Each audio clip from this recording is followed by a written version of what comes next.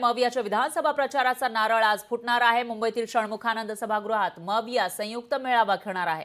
उद्धव ठाकरे, शरद पवार आणि नाना पटोले यांच्यासह महत्त्वाचे नेते या वेळेला उपस्थित असतील। सकाळी 10:30 वाजता षण्मुखानंद सभागृहात या मेळाव्याचं आयोजन करण्यात आलं आहे।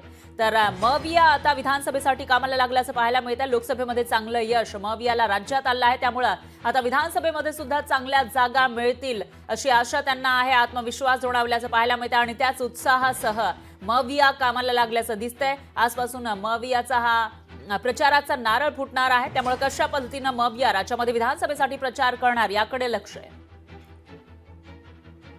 आणि याविषयी अधिक माहितीसाठी आपले प्रतिनिधी स्वप्नील जाधव हे थेट आपल्यासोबत जोडले गेले आहेत। स्वप्नील, काय सांगाल? मविया आतापासूनच विधानसभेच्या कामाला लागल्याचं पाहायला मिळतंय। एकीकडे भाजपची खलबत सुरू आहे, चर्चा सुरू आहे महायुतीच्या नेत्यांची, तर दुसरीकडे थेट मवियाच्या या पक्षांचा मेळावा आज आयोजित करण्यात आलाय। काय अपडेट्स आहेत या मेळाव्याचे?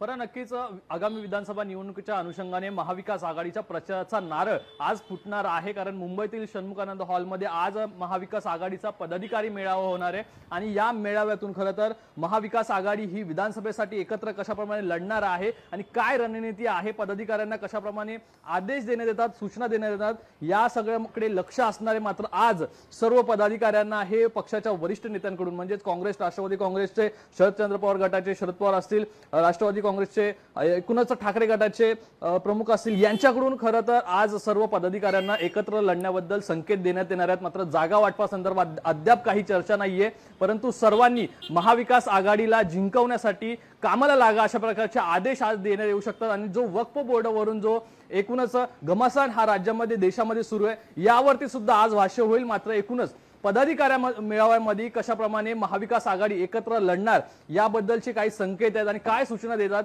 याकडे सर्वांचं लक्ष असेल। निश्चितच स्वप्नील, एकूणच असं म्हणता येईल की लोकप्रिय योजनांची घोषणा महायुती सरकारकडून करण्यात आली आहे, त्यामुळे आता त्याला कसं काउंटर महाविकास आघाडी करणार तेही बघावं लागणार आहे। त्याविषयी भाष्याच्या या मेळाव्यामध्ये होऊ शकतं। दरम्यान धन्यवाद तुम्ही दिलेल्या या सविस्तर माहितीसाठी। याविषयीची अपडेट आपण तुमच्याकडून घेत राहूयात।